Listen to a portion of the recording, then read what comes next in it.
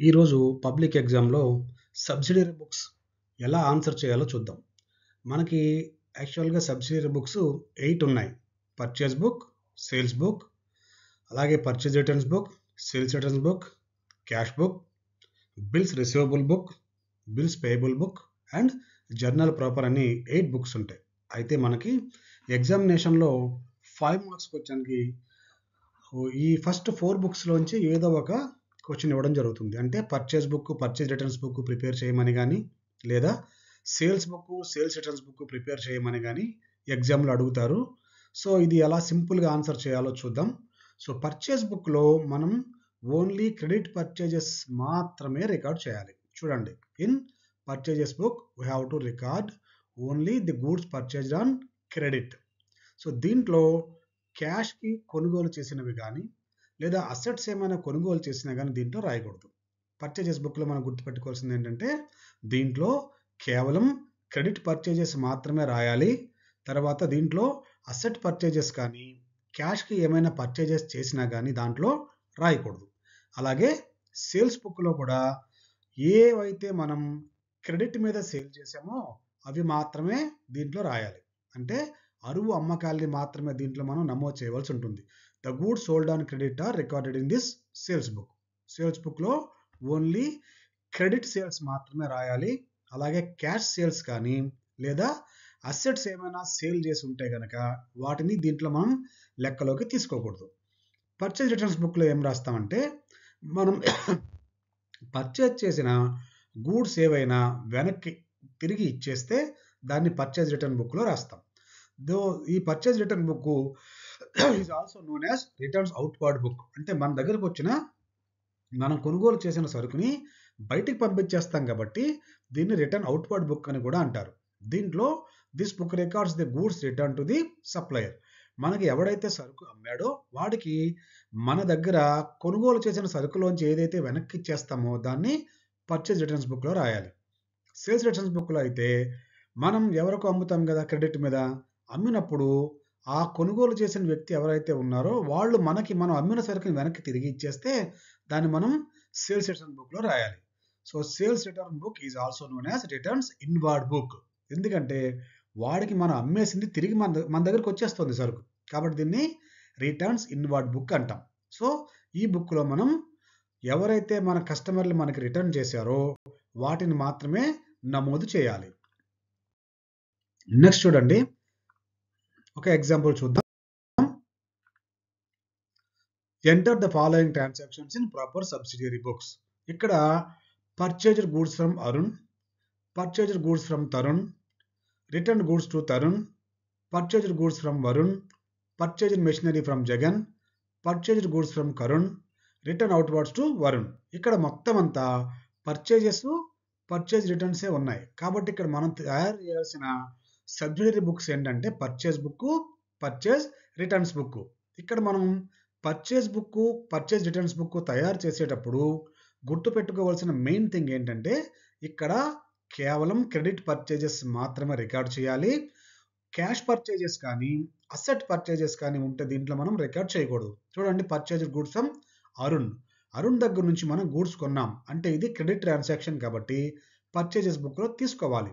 అలాగే purchase goods from Tarun, ఇది కూడా క్రెడిట్ ట్రాన్సాక్షన్ కాబట్టి లెక్కలోకి తీసుకోవాలి. రిటర్న్ గూడ్స్ టు తరుణ్, మనం తరుణ్ దగ్గర నుంచి కొన్న దాంట్లో 1000 రూపీస్ వెనక్కి ఇచ్చేసాం అంటే దీన్ని పర్చేజ్ రిటర్న్స్ బుక్లో రాయాలి.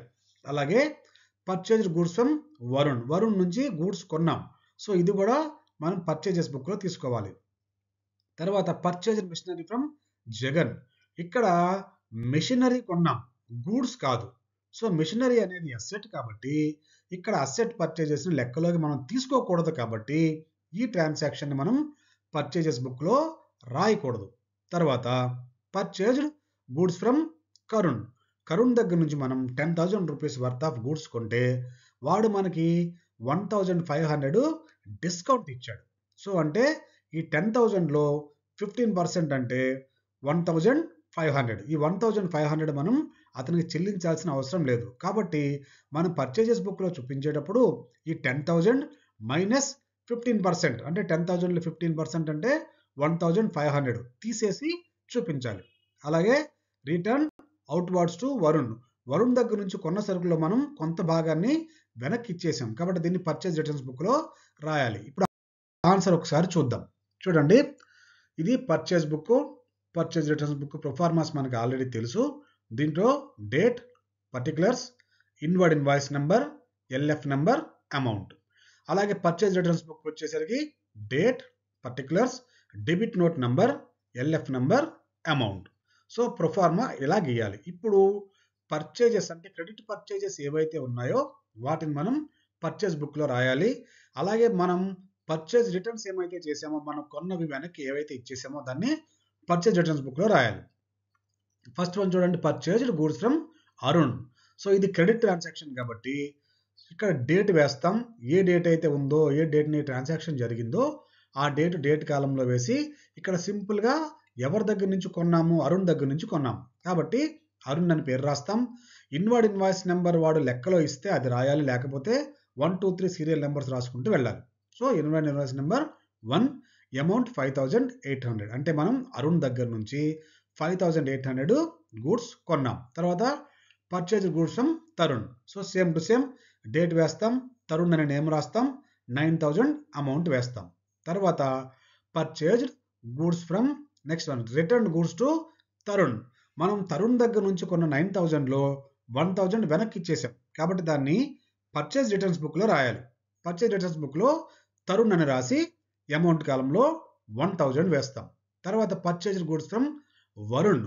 వరుణ్ దగ్గర నుంచి 11,000 మనం వర్త్ ఆఫ్ గూడ్స్ కొన్నాం. సో డేట్ వేస్తాం, వరుణ్ అని నేమ్ రాస్తాం, ఇక్కడ అమౌంట్ కాలంలో అమౌంట్ వేస్తాం. తర్వాత చూడండి, purchased machinery from Jagan. Machinery అనేది అసెట్ కాబట్టి దీన్ని పర్చేజెస్ బుక్లో మనం లెక్కలోకి తీసుకోకూడదు. తర్వాత purchased goods from Karun 10,000.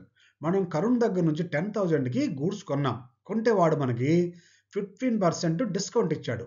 Trade discount 15%. కాబట్టి ఇక్కడ కరుణ్ దగ్గర నుంచి కొన్నాం కాబట్టి కరుణ్ అని పేరు రాసి ఇక్కడ బ్రాకెట్లో ట్రేడ్ డిస్కౌంట్ ఎంతైతే ఇచ్చామో ఆ మొత్తాన్ని మనం కొనుగోలు చేసిన పర్చేజెస్ వాల్యూ నుంచి తీసేయాలి. అంటే మనం కొనుగోలు చేసిన వాల్యూ 10,000, దాని నుంచి 15% అంటే 1,500 తీసేస్తే మిగిలిన వాల్యూ 8,500 మనం పర్చేజెస్ బుక్లో రాయాలి. ఇప్పుడు సింపుల్గా పర్చేజెస్ అన్ని కలిపి ఎంత వచ్చిందో కింద టోటల్ అమౌంట్ వేయాలి. తర్వాత రిటర్న్ అవుట్వర్డ్స్ టు వరుణ్. వరుణ్కి మనం కొంత సరుకుని వెనక్కి ఇచ్చేసాం. ఎంత? 1000 రూపీస్ ఇచ్చేసాం. కాబట్టి పర్చేజ్ రిటర్న్స్ బుక్లో వరుణ్ అని రాసాం, 1000 వేసాం, అమౌంట్ కాలమ్స్ 2 టోటల్ చేసాం. సింపుల్గా దీంట్లో ఏంటంటే క్రెడిట్ పర్చేజెస్ బుక్లో రాస్తాం, దాన్ని టోటల్ చేస్తాం. అలాగే మనం రిటర్న్ చేసిన పర్చేజ్ రిటర్న్స్ బుక్లో రాస్తాం, దాన్ని టోటల్ చేస్తాం. ఇంత చేస్తే మనకి 5 మార్క్స్ ఈజీగా వచ్చేస్తే. ఇది చాలా సింపుల్ ప్రాబ్లం. సో దీన్ని సాల్వ్ చేయడం చాలా అంటే చాలా ఈజీ. మీరు ఒక్కసారి ప్రాక్టీస్ చేయండి, ఎట్టి పరిస్థితుల్లో తప్పు లేకుండా చేయగలుగుతారు. నెక్స్ట్ వన్ చూడండి, from the following transactions prepare sales book and sales returns book. ఇక్కడ సేల్స్ బుక్ను ప్రిపేర్ చేసేటప్పుడు మనం ఇందాక అనుకున్నట్టుగా ఓన్లీ క్రెడిట్ సేల్స్ మాత్రమే తీసుకోవాలి. అలాగే ఎసెట్ సేల్స్ కానీ లేదా క్యాష్కి ఏమైనా సేల్ చేసినా కానీ దీంట్లో మనం లెక్కలోకి తీసుకోకూడదు. ఇక్కడ చూడండి, సేల్స్ టు జయంతి ట్రేడర్స్ అంటే సేల్స్ బుక్లో జయంతి ట్రేడర్స్ అని రాసి 10,000 వేయాలి. Sales to Rao, so sales బుక్లో సేల్స్ అని రాసి రావ్ అని రాసి 5,000 వేయాలి. తర్వాత sales to Giri and co, so sales బుక్లో గిరి అండ్ కో అని రాసి 2,000 వేయాలి. తర్వాత రిటర్న్స్ ఫ్రమ్ జయంతి ట్రేడర్స్, మనం జయంతి ట్రేడర్స్కి అమ్మిన 10,000లోంచి 400 వెనక్కి వచ్చేసింది కాబట్టి దీని సేల్స్ రిటర్న్స్ బుక్లో జయంతి ట్రేడర్స్ అని రాసి 400 వేయాలి. తర్వాత returns from Giri and co, ఇక్కడ మన గిరి అండ్ కోకి 2,000 అమ్మితే వాడు 200 వెనక్కి ఇచ్చాడు కాబట్టి దీన్ని సేల్స్ రిటర్న్ బుక్లో గిరి అండ్ కో అని రాసి 200 వేయాలి.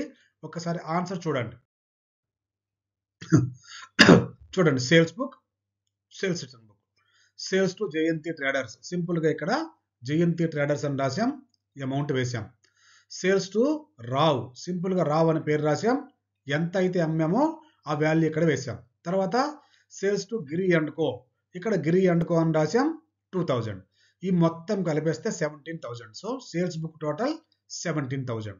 తర్వాత సేల్స్ రిటర్న్ బుక్లో మనం అమ్మగా వెనక్కి వచ్చేసిన వాటిని రాయాలి. జయంతి ట్రేడర్స్ చూడండి, returns from Jayanti traders. Jayanti traders మనకి 400 వెనక్కి ఇచ్చేసింది కాబట్టి జయంతి ట్రేడర్స్ అని రాసాం, 400 అమౌంట్ వేసాం.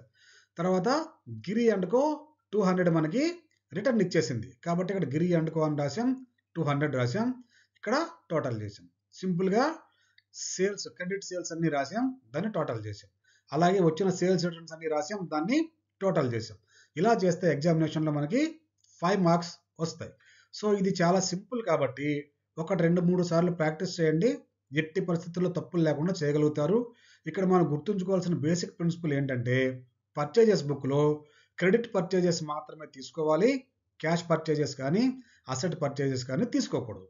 అలాగే సేల్స్ బుక్లో క్రెడిట్ సేల్స్ మాత్రమే తీసుకోవాలి, అలాగే క్యాష్ సేల్స్ కానీ అసెట్ సేల్స్ కానీ ఉంటే తీసుకోకూడదు. So all the best.